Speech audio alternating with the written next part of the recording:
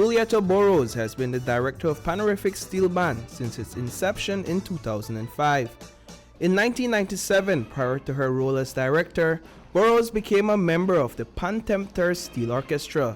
The Pantemptor Steel Orchestra began in 1992 as the University Steel Band at the University College of Belize, where former Governor General Sir Colville Young was once the president. This band started 18 years ago after a donation from the former Governor General of Belize, Sir Colville Young, and it took off immediately. We made our debut only a couple months after first getting the instruments and rehearsing at a children's rally here in Belmopan, and after that, well, it just took off. The Panorific Steel Band has played numerous local and international gigs over its almost 2 decades of existence. The band has since grown to form several groups, namely the Panorifics Juniors, High Schoolers, Seniors, and the Miss and Catch Band. In 2017, they organized the first Panyard Belmopan edition. The steel pan is a very versatile instrument.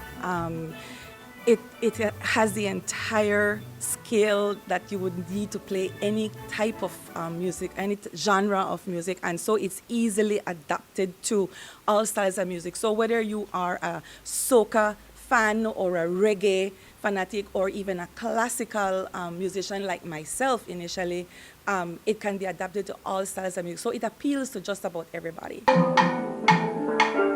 The 30-year-old Pantemptor Steel Orchestra also played a role in shaping Alexander Evans's musical career. Evans is a steel pan soloist and the founding director of both the Pandemonium and UB Steel Bands. I always tell people that the steel pan is the ultimate symbol of Afro-Caribbean ingenuity and resilience, because the invention of the instrument came about as a result of defying limitations that were put on our people, you know, our brothers and sisters in Trinidad and Tobago, because there, just like in a lot of places, use of drums and drumming was banned and was outlawed. And so as an alternative, they started beating on drums, and they eventually realized that if they make indentations in the drum and they hit that spot, it makes a pitched sound, and then it just kind of grew from there, and they got really creative and inventive with how they were able to do it and using the oil drums that were already there. So from Sir Colville Young in the 60s to Burrows in the late 90s and Alexander Evans in 2017, the steel pan has been a part of Belize's cultural identity for more than 6 decades. Upon her return, Samantha Mahong, a senior band member of Panorific Steel Band, was appointed the drill mistress of her band. She recently returned to Belize from her studies in Jamaica, and she is intent on carrying on the instrument's legacy. I will always remember the year I wanted to try out. I couldn't really try out because I was too short. Yeah. So I had to wait another year until I grew a little bit more. And ever since then, it's history. I still love it. It's the only instrument I've really gravitated towards and really stick with over the years. I'd like to think like any other instrument, it takes a lot of discipline. It takes a lot of putting yourself into a situation where you're just giving a large percentage of yourself to make sure that you grow in that skill. So getting that discipline is definitely something that has been transferred into other aspects of my life. I'd like to say that playing an instrument, especially something like the steel pan, you're able to kind of grow on your own, and in a band, you're allowed to grow with other people around you.